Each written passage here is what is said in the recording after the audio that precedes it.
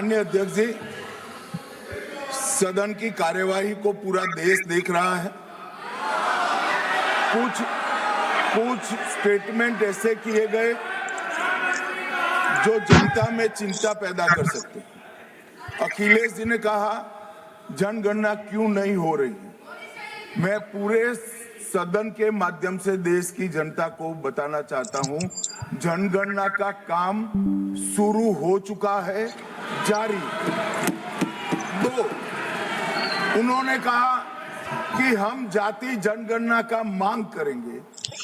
मान्यवर, मैं आपके माध्यम से सदन को बताना चाहता हूं कि सरकार ने जाति की जनगणना करने का निर्णय ले चुकी है और आप बैठिए बता दो। अरे बैठिए भाई, बैठिए। और जाति के साथ ही ये जनगणना हो रही है। माननीय सदस्य धर्मेंद्र यादव जी कह रहे हैं कि कॉलम नहीं है। उनको मालूम पड़ना चाहिए कि अभी घरों की गिनती हो रही है और घरों की कोई जाति नहीं होती।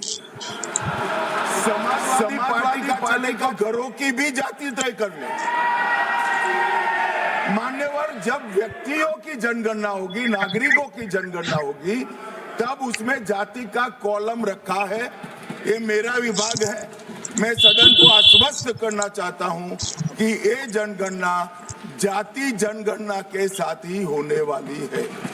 तीसरी बात, इन्होंने ये जो आपने समझाया कि नियम 72 की जो खिड़की है वो हमें लेजिस्लेटिव कॉम्पिटेंसी पर और कॉन्स्टिट्यूशनल कॉम्पिटेंसी पर बोलने की ही इजाजत देती है।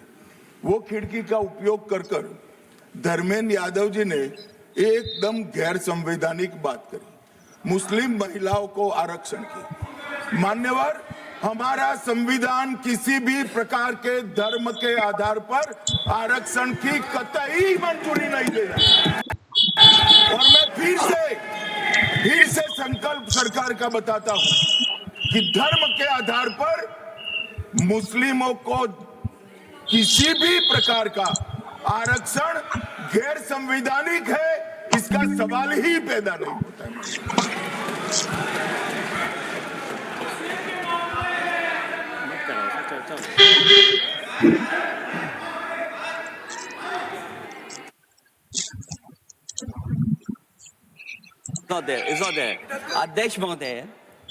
अध्यक्ष महोदय, अनडेमोक्रेटिक बात माननीय मंत्री जी ने कही।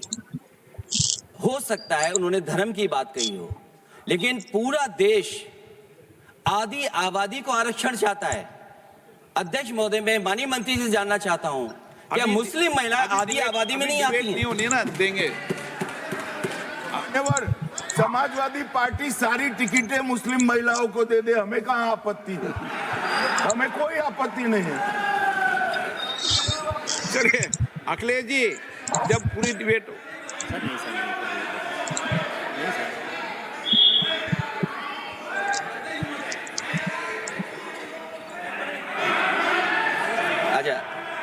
अध्यक्ष महोदय, बहुत विनम्र उससे होकर के किसी को हर्ट न करे, वो बात भी मैं कहना चाहता हूं।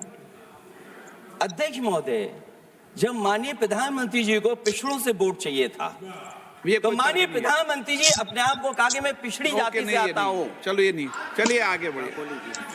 अब आप डिबेट मत करो ऐसे, ठीक है ना? चलिए, डॉक्टर कोकोली घोष